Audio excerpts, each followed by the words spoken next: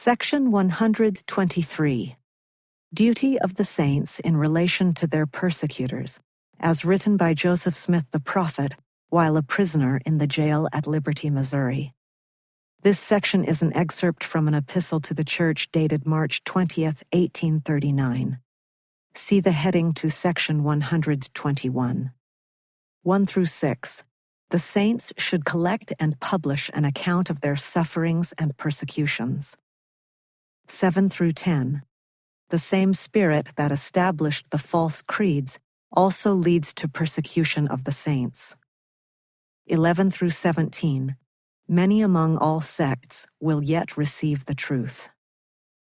And again, we would suggest for your consideration the propriety of all the saints gathering up a knowledge of all the facts and sufferings and abuses put upon them by the people of this state, and also of all the property and amount of damages which they have sustained, both of character and personal injuries, as well as real property, and also the names of all persons that have had a hand in their oppressions, as far as they can get hold of them and find them out.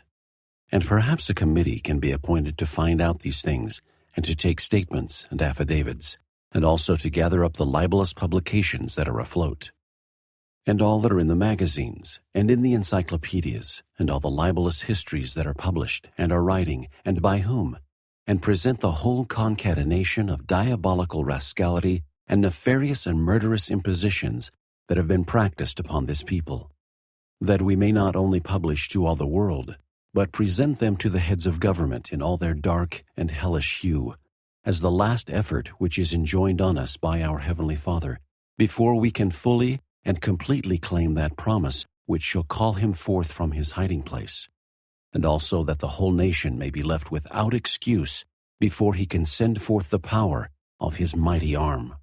It is an imperative duty that we owe to God, to angels, with whom we shall be brought to stand, and also to ourselves, to our wives and children, who have been made to bow down with grief, sorrow, and care, under the most damning hand of murder, tyranny, and oppression, supported and urged on and upheld by the influence of that Spirit which hath so strongly riveted the creeds of the fathers, who have inherited lies upon the hearts of the children, and filled the world with confusion, and has been growing stronger and stronger, and is now the very mainspring of all corruption, and the whole earth groans under the weight of its iniquity.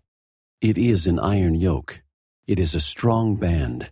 They are the very handcuffs and chains and shackles and fetters of hell.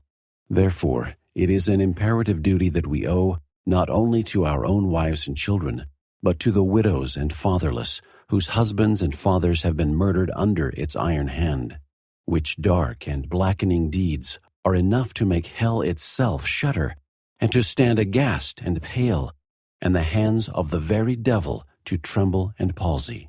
And also, it is an imperative duty that we owe to all the rising generation, and to all the pure in heart.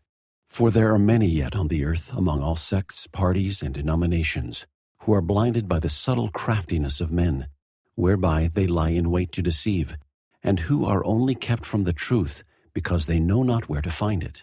Therefore, that we should waste and wear out our lives in bringing to light all the hidden things of darkness wherein we know them, and they are truly manifest from heaven. These should then be attended to with great earnestness. Let no man count them as small things, for there is much which lieth in futurity pertaining to the saints, which depends upon these things. You know, brethren, that a very large ship is benefited very much by a very small helm in the time of a storm, by being kept workways with the wind and the waves. Therefore, dearly beloved brethren, let us cheerfully do all things that lie in our power, and then may we stand still, with the utmost assurance, to see the salvation of God, and for his arm to be revealed.